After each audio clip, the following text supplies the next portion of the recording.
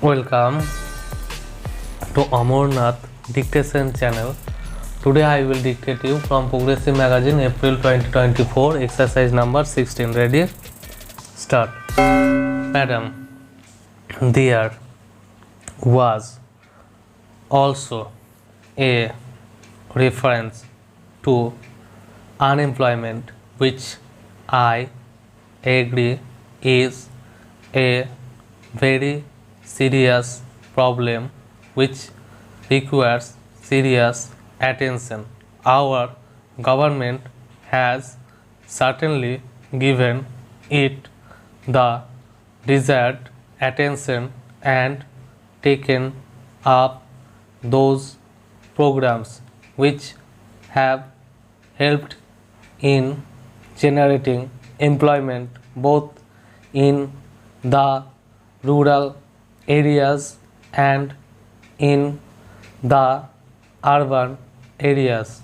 According to my friend, the number of unemployed is increasing, maybe compared to 1947 and now, yes, but he must not forget that the India of 2000 is not the India of 1947. The face of India has changed. The face of our rural India has changed. Our population, madam, has more than tripled in this intervening period.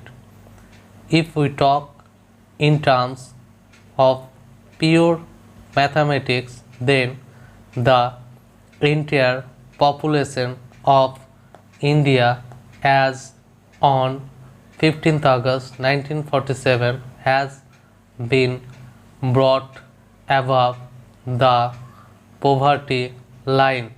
But what have they themselves been doing for the poor and for the unemployed both in West Bengal and in Tripura?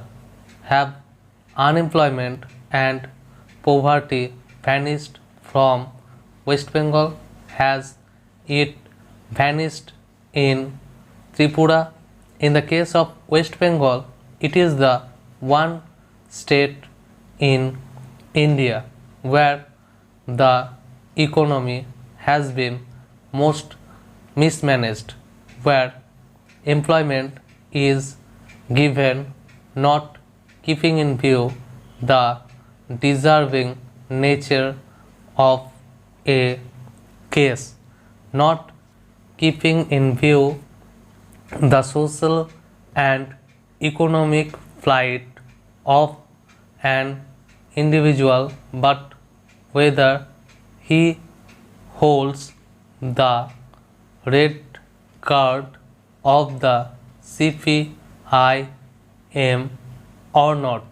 The same were appointing party cadres as school teachers without any school buildings, denying employment to genuine unemployed youth because the people are more inclined towards the Congress government. These friends on the other side are becoming upset to an extent that they have refused to accept the verdict of the people. They have refused to accept the mandate given by the people to Congress party, even in the latest election in Tripura. Next para. Madam, coming back to the situation which prevailed last year It is a matter of concern that we continue to have a serious challenge posed by the fundamentalists. It is well known that they have been getting the assistance from across the border, where training camps have been set up. They are getting weapons from there, and innocent people, including women and children, are becoming increasingly the victim of such forces. We condemned this outside interference and assistance, and we should not have any reservations. Stop. Next para. Sir, the other threat which we face because of the military build-up across our borders is also a threat for all of us to face. While I will dwell on it later, what I find is that friends on the other side sometimes ignore or refuse to accept that it is equally their responsibility to be one with the government on these issues, those issues which concern all of us as a nation. Next para. Last year we have also seen the worst drought of the century, more severe than what was there in 1967.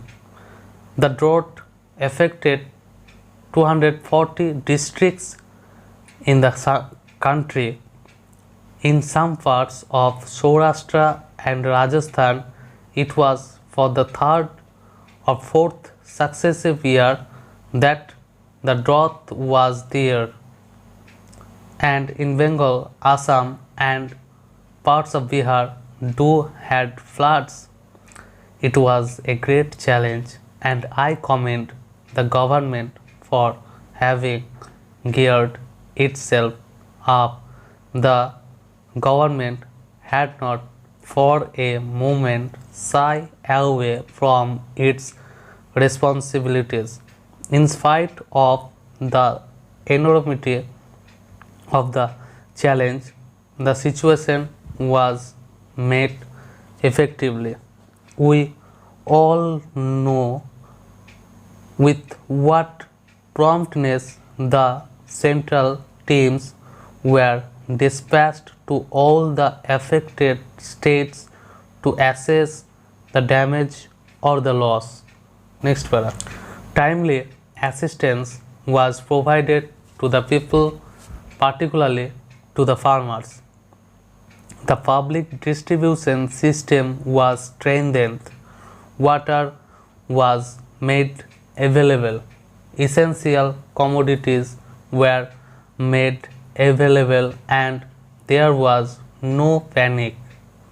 In any other country, particularly in a developing country, a crisis of this magnitude would have resulted in panic. But here we commend the government for having weathered the storm, and in addition to that, for the alertness with which the counter fiscal measures have been taken and financial discipline introduced in the country to check the inflationary trend. I will not go into details about the economic achievements which have been mentioned and detailed by my esteemed colleague, but may I say that this challenge of drought is certainly not over. We must never be complacent. We have to invoke the latest technology to unearth our hidden groundwater resources. We have to ensure adequate growth in production of fodder and also strengthen our public distribution system.